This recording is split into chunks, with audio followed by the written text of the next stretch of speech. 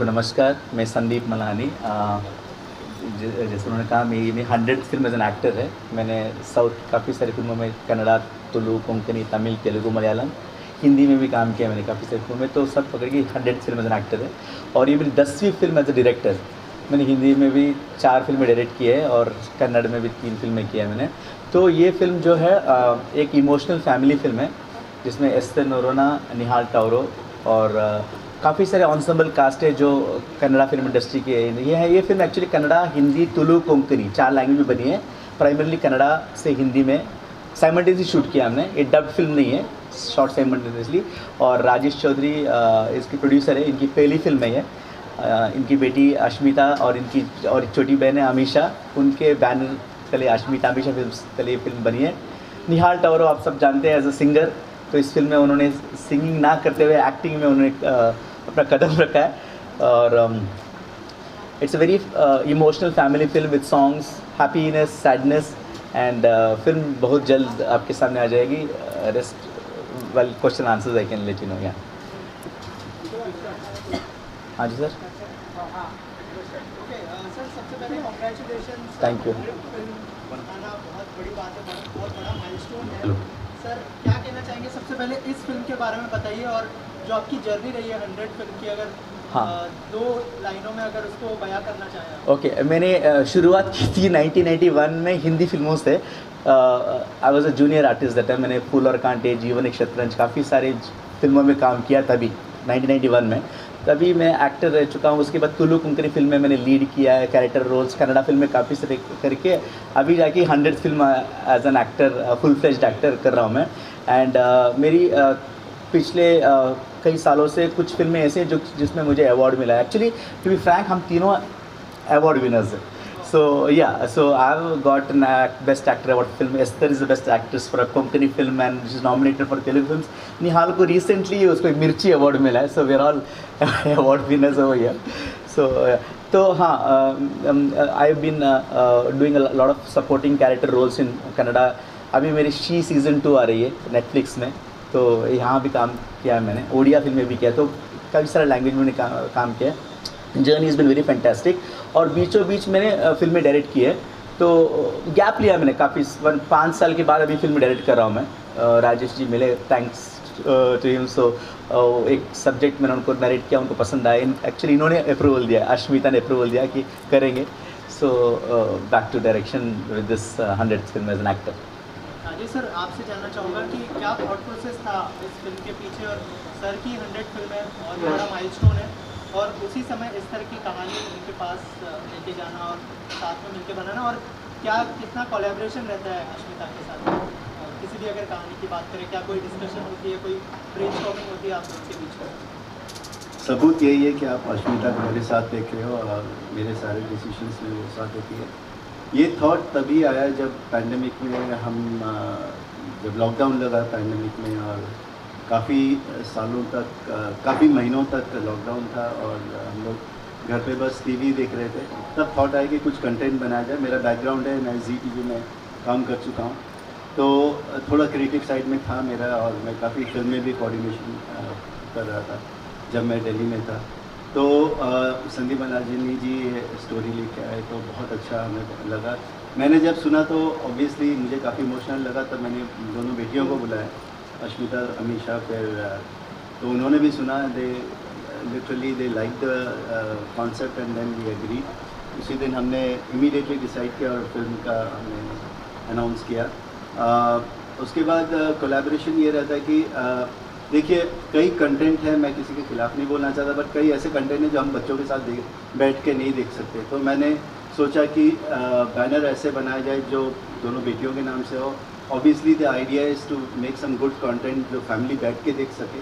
तो मेरा ये कॉन्सेप्ट है कि ये जो भी फिल्में बनाऊँ या जो भी आगे काम करूँ, पूरी फैमिली बैठ के देख सके। सो ये मेरा प्लान था, और इसके लिए मैंने अपने बच्चों से भी डिस्कस किया। उनके नाम से बैनर बनाया। एक गाना बना चुका हूँ जिसमें आप मिल चुके हैं मुझे लगता है। और I am glad that we were able to make a beautiful film. Sandeep ji का कॉन्सेप्ट ये बहुत अच्छा लगा, and is very hard working. The entire team is really amazing. बहुत अच्छा प्रोसेस था, एक फैमिली की तरह हमने काम किया, और काफ़ी अच्छा अनुभूति रहा है बनाने का।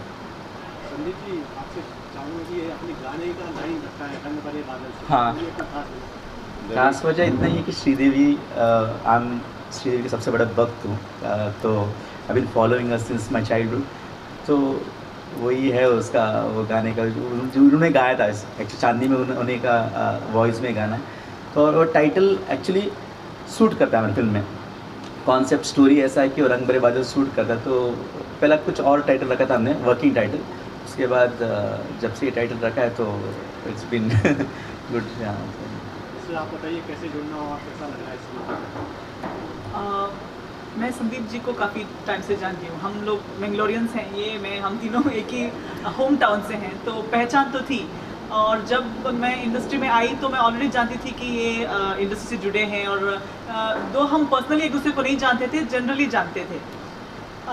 पर्सनली जानना तब हुआ जब हमने साथ में शकीला नाम की एक पैन इंडियन फिल्म में काम किया, तो उसमें मैं एक्ट कर रही थी और ये प्रोड्यूसर की तरफ से काम कर रहे थे, तो तब हमारी पहचान हुई, ज़्यादा पर्सनली जानने लगे एक दूसरे को। तब उनका पैशन मुझे पता चला कि सिनेमा मतलब वो सिनेमा को काम समझ के नहीं करते हैं, सिनेमा से बहुत प्यार करते हैं, सिनेमा इंडस्ट्री से अपने काम से बहुत प्यार रख के वो इस इंडस्ट्री में हैं।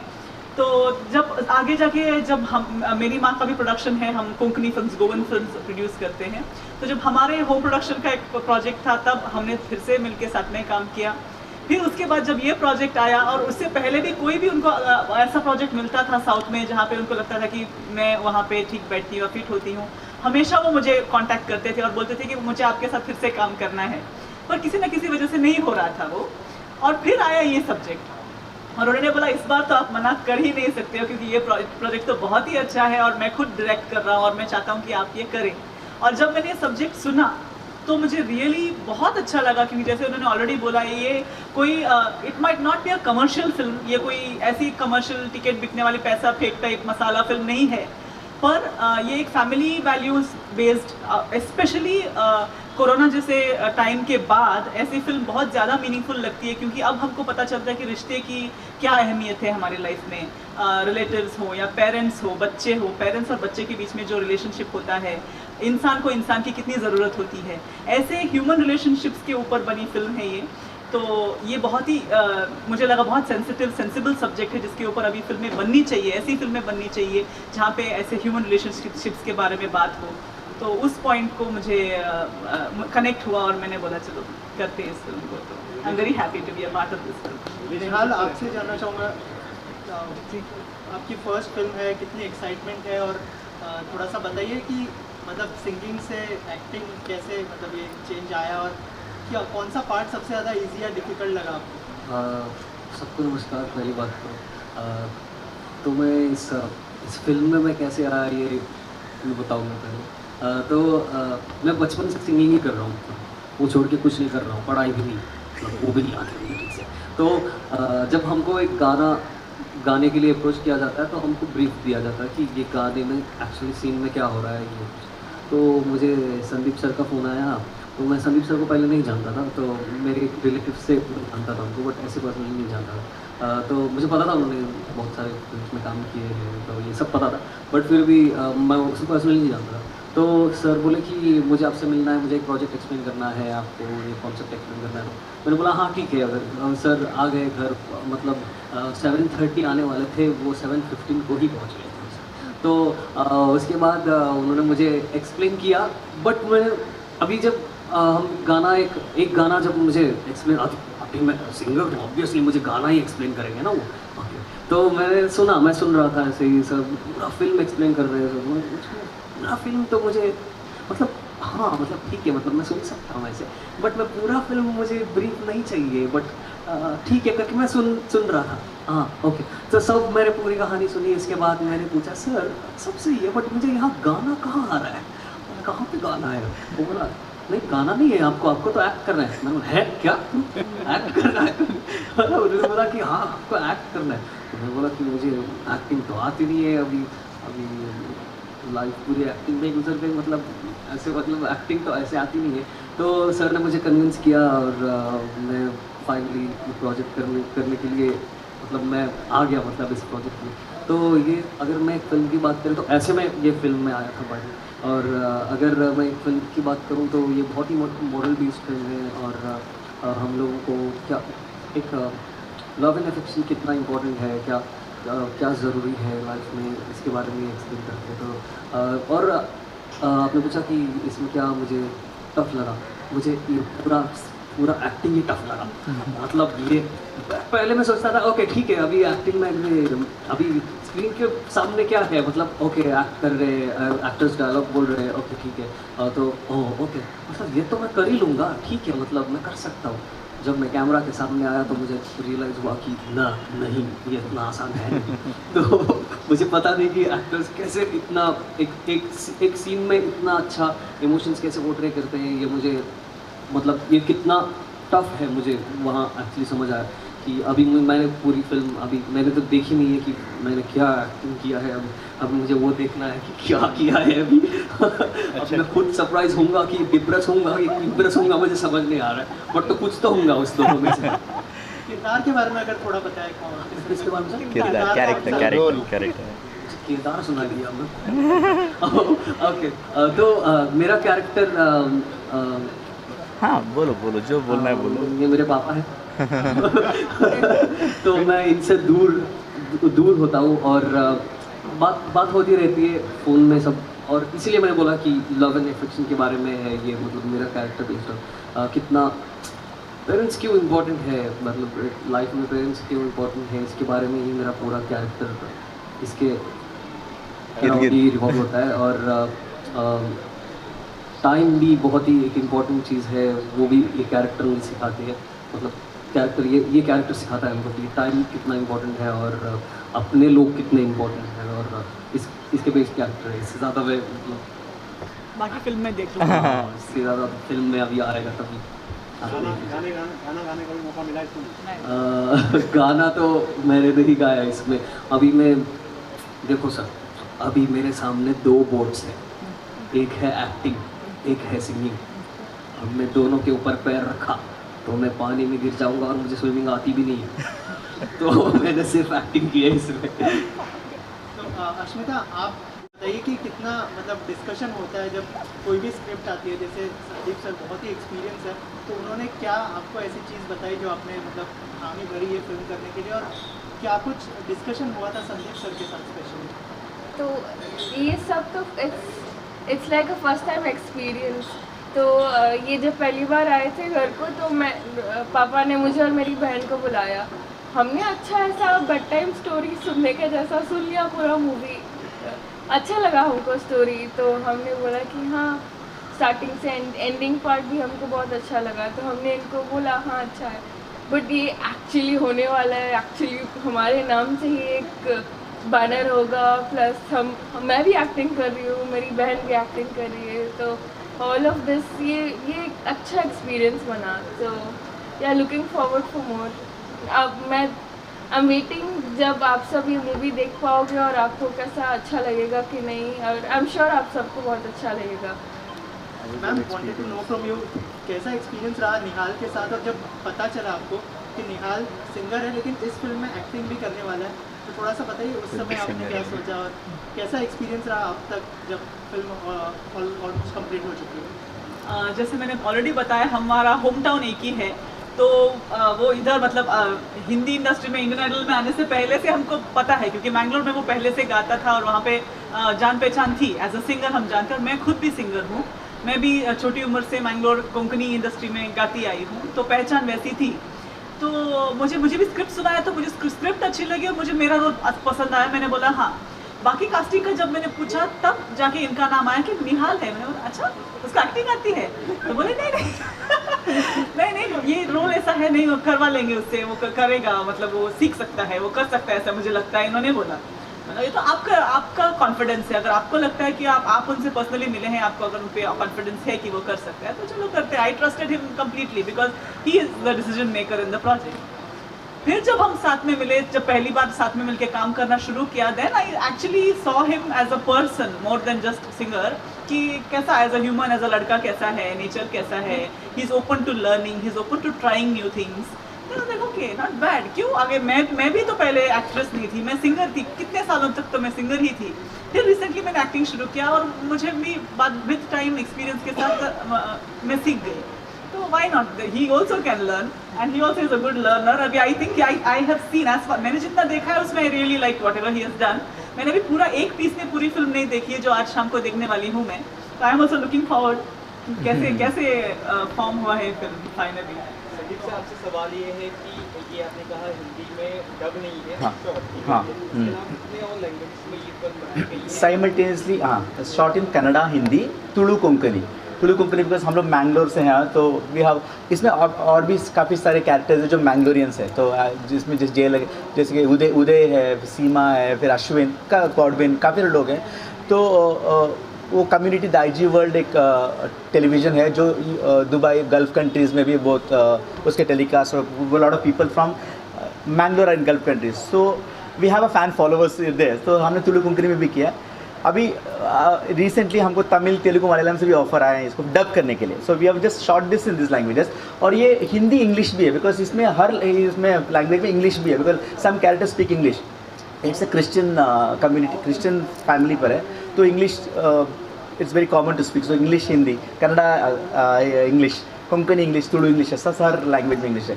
इसमें यूनिकनेस काफ़ी सारी चीज़ें, जैसे कि एक इंग्लिश गाना है इसमें, जूली में जब माई हार्ट इज़ बीटिंग था। उसके बाद ज़्यादातर उतना फेमस सॉन्ग नहीं थे हिंदी फिल्म में इंग्लिश गाने, तो हमारे फिल्म में इंग्लिश गाना कंप्लीट इंग्लिश सॉन्ग है, फुल फ्लैश। और जैसे कि मैं 2 एग्जांपल देना चाहूँगा। लगान, जब फिल्म देखे अपने लगान, जब तक आप थिएटर में जाके आपने फिल्म देखा तब तक आपको पता नहीं था कि फिल्म अबाउट क्रिकेट। तो लगे रहो मुन्ना भाई में भी ऐसा था कि जब पिक्चर देखने के बाद लगे इसमें गांधी है। ऐसा हमारे फिल्म में कुछ यूनिकनेस है जो हम कहीं रिवील नहीं कर रहे हैं, किसी को बता नहीं रहे, ना ही स्टोरी लाइन में, ना ही प्रोमो टीजर, कहीं भी। इवन शूट करते समय हमने वो कैमरा वैमरा मोबाइल सब किसको बोला कर रहे। तो दैट स्पेशलिटी इज़ देयर जो आपको पक्का गूस बम्स लाएगा आपको जब फिल्म देखेंगे। तो that is their uniqueness in the film, special नहीं, वेरी यूनिकनेस है। तो दैट्स वन थिंग। और जैसा कि इस फिल्म में no sex, no violence, no drugs, no negativity, पूरा लाइक एवरीबडी, बच्चे से लेके बूढ़ा, everybody can watch this film happily. It's emotionally very emotionally. आपको मुस्कुरा, you will smile, you will cry also. उतना आपको पक्का you will have to take tissue papers and handkerchiefs. हमने जितने लोग ने भी अभी फिल्म देखी है, we have not shown too many but few people like just to get opinion ना, तो हमने वो ट्रिम भी किया। पर पिक्चर पूरा 2 hours 50 minutes था, हमने 10 मिनट ट्रिम कर दिया। तो जैसे दिखाने के लिए होता है ना, तो उन्होंने यही कहा कि नो नेगेटिविटी, सबको पसंद आए। सब लोग यही बोल रहा कि आप सबको रुला दोगे फिल्म। तो हाँ, तो ये अभी उन्होंने याद दिलाया। 2 फिल्म का उन्होंने ये थी कि बागबान और तारे ज़मीन पर के बाद जो फिल्म जिस ये फिल्म बिकॉज ऑफ लेटली 1-2 साल तो कोरोना टाइम, तो पैंडमिक भी जो OTT में देखे, and more of films are all violence, action, comedy, but ऐसा family film has not come. So Baghban also is much behind that. तो वैसा है फिल्म। और इसमें वेटरन एक्ट्रेस है जयलक्ष्मी जो पुणे इंस्टीट्यूट से वो थी, शी इज़ देयर। फिर मेरा बेटा है सिल्वर मलानी जो फिल्म को को डायरेक्ट किया है मेरे साथ, और संतोष चावला, 2 को डायरेक्टर्स हैं। इसमें म्यूज़िक डायरेक्टर्स 4 हैं। एक तो वीर समत है, पैटसन पेरेरा जो है, और राहुल राज, और इंडियन आइडल का एक फेमस सिंगर आशीष कुलकर्णी, उसका भी गाना है इस फिल्म में। तो 4 म्यूज़िक डायरेक्टर्स, सेल्वम कैमरामैन है, lot of technicians, lot of new, आपको एक फ्रेशनेस दिखाई देगा। All new come Hindi film industry के लिए एक freshness, that's what people are looking forward to. या लास्टली आप दोनों से जानना चाहूँगा, इन दिनों जो है बॉलीवुड में एक डिबेट चल रहा है, Bollywood cinema versus south cinema. हाँ। तो एज अ डायरेक्टर और एज अ प्रोड्यूसर आप दोनों का क्या ओपिनियन है उसके ऊपर, अगर कुछ कहना चाहें आप? सो मैं बैलेंस कर रहा हूँ। मैं हिंदी फिल्म में भी काम किया, मैंने साउथ में भी काम किया। So I am balancing both. जब मैं यहाँ हूँ, so people take South Indian director, okay. जब मैं वहाँ हूँ तो बोलते Bollywood director. So it's like both are equal for me. So I balance, तो शुरुआत भी यहीं से किया मैंने। So for me it's like Indian cinema, everybody is saying that, but genuinely I feel it's Indian cinema, and moreover we are very proud that कि आज South industry is looked up to, and moreover हम लोग कर्नाटका से, Kannada industry. सो KGF ने वो बार already ऊपर फैला दिया। अभी चार्ली 777 एक फिल्म आ रही है नेक्स्ट वीक, उसका भी like everybody is very much excited. So Kannada industry is looked up to, Kannada industry को उतना लोग ये नहीं कर, south everybody thinks Madrasi south, Tamil film Telugu film, Kannada को उतना इंपॉर्टेंस दे नहीं रहते, but Kannada film also were actually very much, काफ़ी सारे फिल्में जो एग्जांपल जो तेरी मेहरबानियाँ फिल्म है ना, जो कंपेयर करें 40-77 के, तेरी मेहरबानी के ओरिजिनल वो से कन्नड़ा फिल्म, हाँ वो कुछ dog Jackie Shroff original Kannada film, lot of films are from Kannada, Swades का ओरिजिनल वो कन्नड़ा फिल्म जो शाहरुख खान की, तो many films are from there which was made here, but उतना इंपॉर्टेंस नहीं मिला उनको, वो फेस्टिवल जाते थे ऐसे, but no, but right now but everybody is looking forward for Kannada film, so we are also proud कि हमारी कन्नड़ा फिल्में जो हिंदी में भी बनी है, दैट्स व्हाट यू से। हाँ हाँ, वो एक्चुअली KGF 2 में भी मैं था एक्चुअली, लेकिन लास्ट मिनट में शूट पे नहीं जा पाया, बिकॉज हम वो Shakeela film as an producer में काम, मैं यहाँ मुंबई में था और फिर चेन्नई में था, एंड 2 बार वो डेट्स मैच नहीं हो पा रही थी, so I was actually playing KGF, अगर आपने देखा तो मेरा कैरेक्टर फिक्स हुआ था, मैं यश के डैडी का रोल करा था, दाढ़ी बड़ी रख के ड्रंकर्ड का रोल था, फिर सेकेंड टाइम मेरा जब शूट था रवीना टंडन के साथ था, तो दोनों बार नहीं, पर KGF 3 में 100,000% में हूँ मैं, कन्फर्म्ड है वो। Same question I would like to answer a different way. आपने समंदर देखा, मुंबई में भी है, वेव्स कैसे आते हैं, तो मैं कंपेयर करना चाहूँगा, अभी वेव है साउथ का, and the wave of Hindi can always come back, they need to do introspection and थोड़ा बहुत स्टीरियोटिपिकल नहीं करके कुछ ओरिजिनल आइडियाज़ लेके आए।